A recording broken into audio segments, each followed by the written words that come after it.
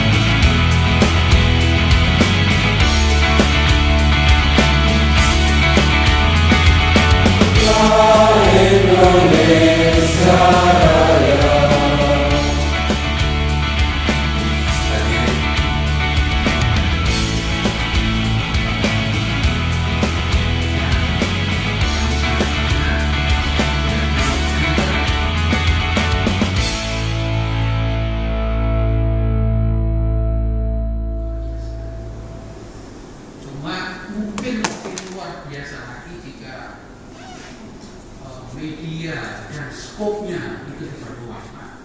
Sudah siap belajar agama lain semua. Nah, mari kita pikirkan bagaimana kita. Salam sejahtera kita untuk semua. Assalamualaikum warahmatullahi wabarakatuh. Selamat siang, salam kebajikan, Om Swastiastu, Namo Buddhaya.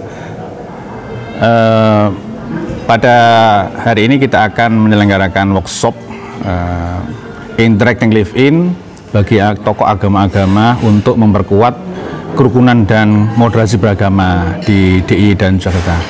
Tujuan dan maksud kegiatan ini adalah bagaimana tokoh-tokoh agama itu memperkokoh dalam menjalin hubungan antara umat beragama. Nah, kalau Indonesia ini tidak dikelola dalam hal kebinekaannya dan tidak dikelola dalam hal moderasi beragamanya, maka nanti akan dimungkinkan gesekan-gesekan, misharmoni, kemudian saling curiga antar umat beragama itu selalu muncul, sehingga memperkuat kerukunan dan moderasi beragama itu harus digalakkan. Nah, oleh karena itu harapan kami dalam kegiatan 3 hari ini, bagaimana tokoh-tokoh agama itu menjadi garda depan, menjadi pionir atau menjadi agen-agen perubahan kerukunan dan agen-agen moderasi beragama di tempatnya masing-masing. Hal ini karena ada beberapa kasus-kasus yang terkait dengan misharmoni, kemudian saling curiga antar umat beragama di daerah kita itu harus kita kikis habis.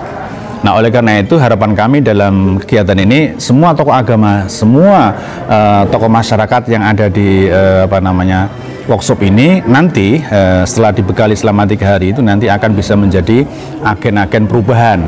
Bagaimana mereka itu memperkuat, menjalin hubungan baik antara orang yang berbeda agama, berbeda etnis, berbeda asal usul, sehingga moderasi beragama itu bisa tertanam dalam tokoh-tokoh masyarakat itu. Sebab tokoh masyarakat itulah yang menjadi contoh.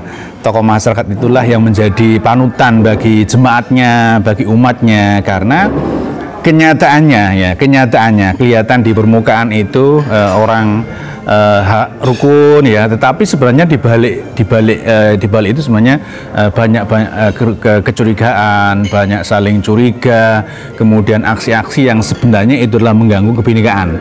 Nah, kita sebagai warga Indonesia harus kita rawat. Nah, merawat kebinekaan itu nggak gampang.